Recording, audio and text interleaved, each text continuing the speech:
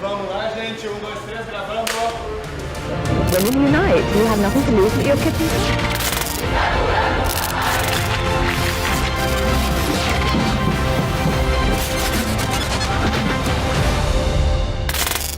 Oi, eu sou Manuela Dávila e nós estamos no ar com mais um Feminismo é.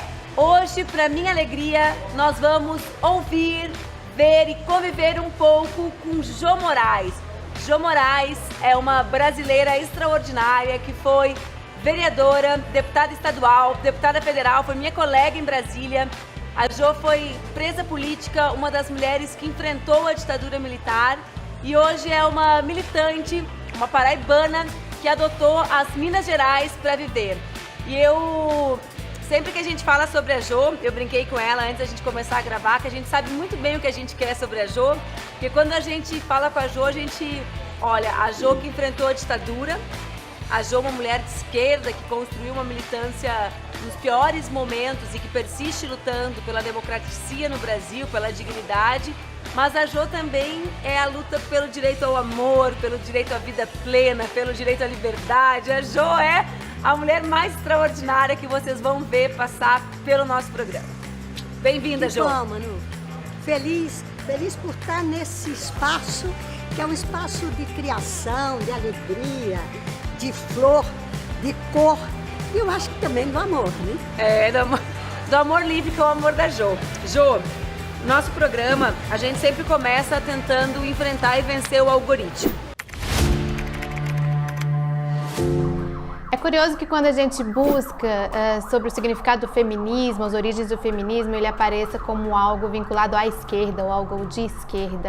O feminismo não é algo da esquerda ou não pertence à esquerda. Inclusive, houve muita luta entre direita e esquerda, assim dizer, na gênese do feminismo e na capacidade de pautar, na capacidade de fazer agenda dentro do feminismo, porque sim, a esquerda tradicionalmente lutou muito pelos direitos das mulheres, né? Durante os primeiros anos da Revolução Russa, uma das maiores transformações que houve na sociedade russa foi com relação aos direitos das mulheres e a compreensão do papel da mulher na sociedade, do que o Estado precisava fazer para que essa mulher tivesse seu papel garantido. Nós tivemos a Alexandra Kollontai, que foi a única mulher ministra do primeiro governo revolucionário. Eram chamados comissários do povo ali na Revolução Russa. Então eu creio que toda essa evolução daí em diante, a própria luta por se firmar o 8 de março, foi uma luta muito vinculada ao movimento realmente da esquerda. Mas o feminismo não podemos dizer que ele é algo eminentemente da esquerda. Nós tivemos as sufragistas, por exemplo, que tiveram um papel fundamental, principalmente nos Estados Unidos, na Inglaterra, e que não necessariamente estavam vinculados a nenhum movimento de esquerda, eram mulheres que lutavam pelo direito de votar. Nós tivemos grandes líderes brasileiras, como a própria Berta Lutz, e que não se identificava com nenhum programa socialista ou ligado à esquerda, e foi uma das principais batalhadoras brasileiras para que as brasileiras tivessem o direito de votar, conquistassem o voto. Então esse é mais um mito a ser enfrentado quando se fala de feminismo, como se ser de esquerda fosse algo ruim, algo atrasado, algo isolado, algo limitado, algo que não dialoga com outras correntes. O feminismo é um movimento muito mais amplo que abarca mulheres de todas as afinidades políticas, de todos os tipos e formas de visão de mundo, de concepção. Esse é mais um dos mitos a serem eliminados, digamos assim, quando se fala do feminismo. O algoritmo do nosso computador é um algoritmo de um computador de um homem.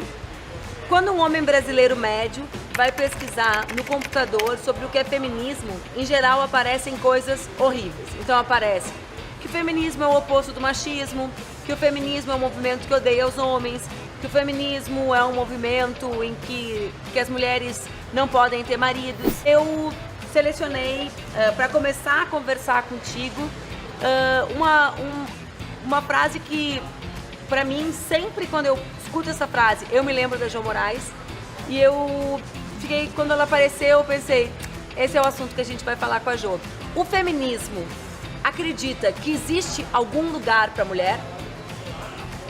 O feminismo é essencialmente a afirmação do lugar para a mulher, porque você convive tanto com a exclusão, a gente participa da vida com tanta barreira, com tanta dificuldade, que o feminismo, a gente pode dizer, é um espaço para a mulher, e evidentemente se é para a mulher, é para todos. E existe algum lugar? Qual é o lugar da mulher?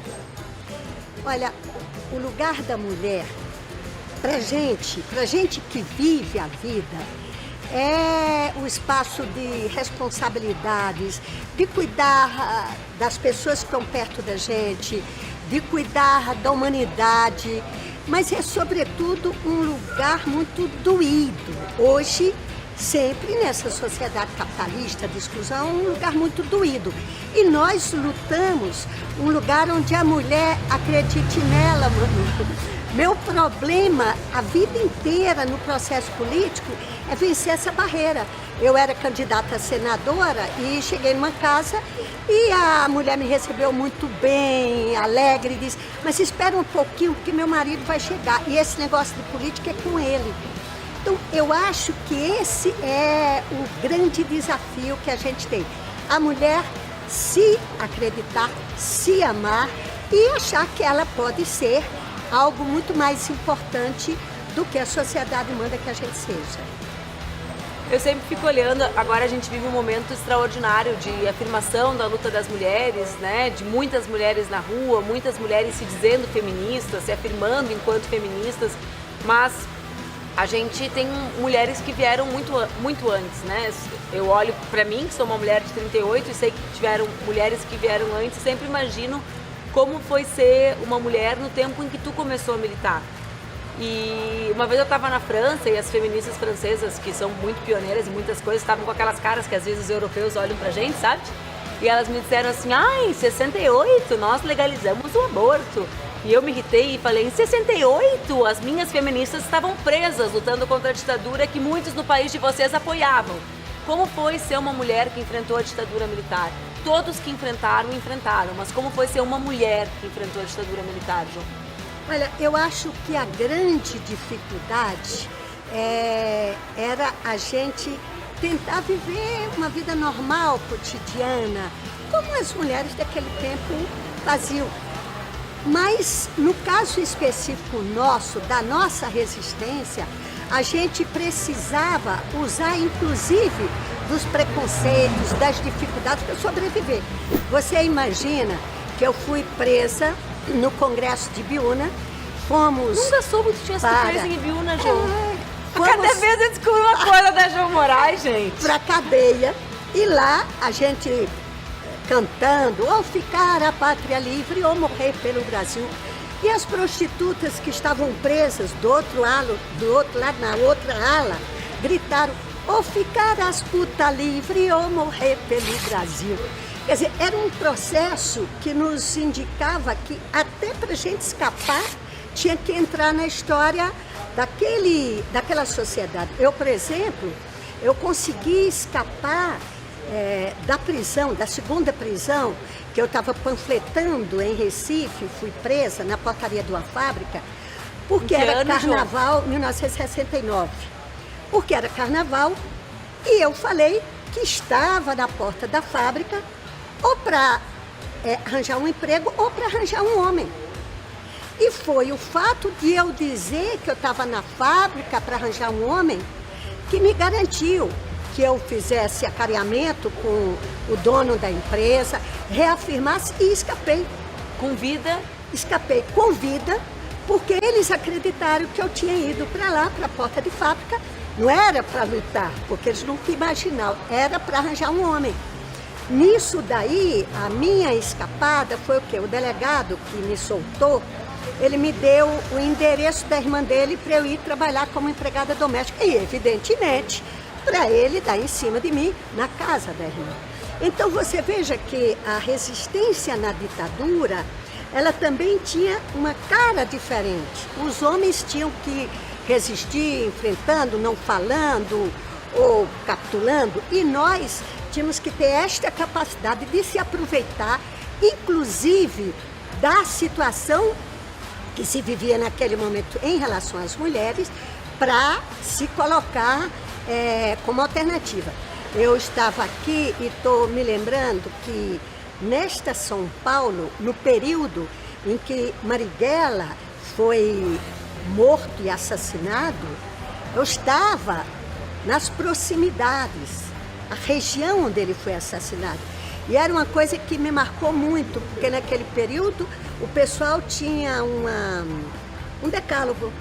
Entre outras coisas, ele orientava a sociedade para dizer que se você escutar um número de descargas maior do que a probabilidade de moradores, denuncie a autoridade policial mais próxima. Naquele período, esse decálogo que era distribuído na região, que era a região próxima dos diferentes assassinatos, eles também diziam que o policial deveria namorar as empregadas domésticas da região para buscar segredos que tivesse ali.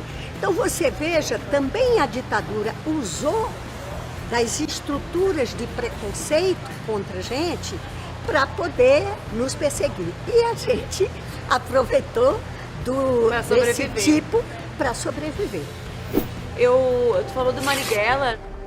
Nós vamos revidar com toda a força o que aconteceu hoje. É importante eles saberem que a gente não vai parar. A gente não vai parar. As pessoas precisam saber que no Brasil tem gente resistindo. E que essa luta é justa. Eu, esses tempos, participava de um debate e lia a história dele, a história da execução e da existência do filho dele, que não conviveu com ele por causa da execução, por causa da luta, né? Ele era um dirigente político. E a história das mulheres na luta sempre foi uma história diferente, né? Porque às mulheres não era facultado essa possibilidade que aos homens revolucionários sempre foi facultado de ter uma companheira para dividir a criação dos filhos. Para lhe apoiar. Né? Então, a Jo Moraes desceu do Nordeste, a Jo Moraes paraibana, já andou por Recife, né? Fugida, né? Desceu fugida. A Jo já saiu da Paraíba, já foi para a fábrica em Recife, já está em São Paulo. Mas a Jo também é uma mulher que construiu a sua vida e a sua maternidade nesse processo, né, Jo? Esse é um processo complicado e difícil. Por exemplo, quando eu fugi de Recife e vim para São Paulo, a primeira coisa que eu fiz foi tingir o cabelo com água oxigenada para parecer uma prostituta, uma pessoa diferente de quem eu era, né? A segunda vivência minha, por exemplo, o conflito entre o amor e a luta, sempre foi presente. Teve um companheiro que ele foi destinado a ir um processo de resistência para o Nordeste e nós fizemos o nosso casamento. Um casamento que durou um dia, eu tinha 19. Durou um dia, né? E foi assim, toda uma solenidade, só tinha 5 pessoas, porque as pessoas não poderiam